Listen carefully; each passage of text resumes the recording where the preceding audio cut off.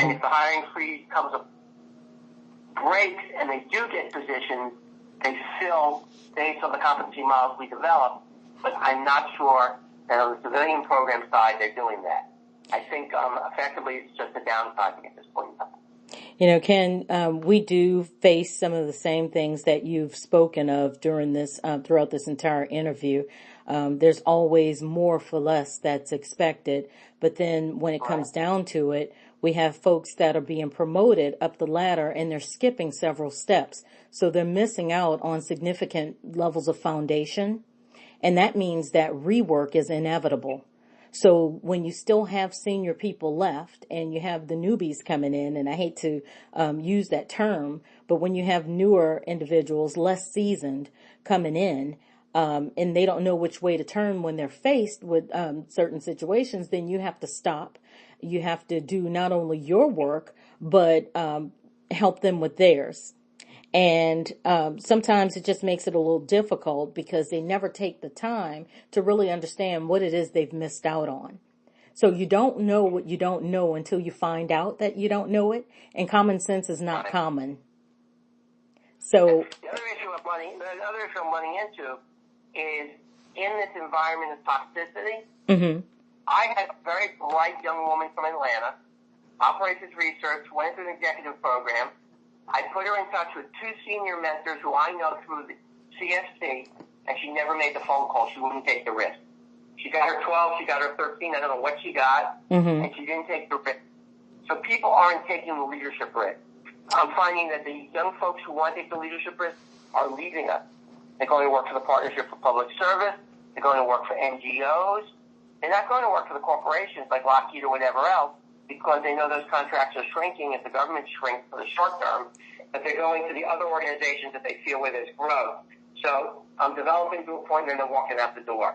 The ones who want family life balance are going to stay at a 13, 14 level, but the ones who are looking to do others, I know most probably a half a dozen bright young folks came into PMS in the federal side and now work at the Partnership for Public Service. Wow. Okay. So the plans are there, but they're not being executed.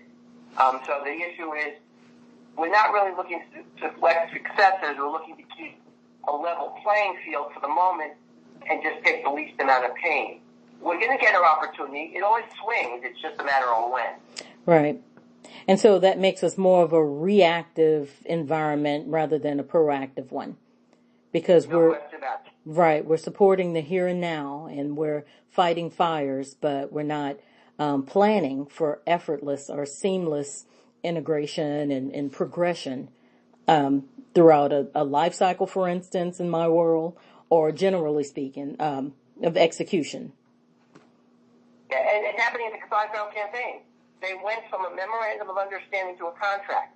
Opium is not left the contract. Around the country, that's not an issue. But in Washington, we touch 400 agencies, and 400,000 federal employees.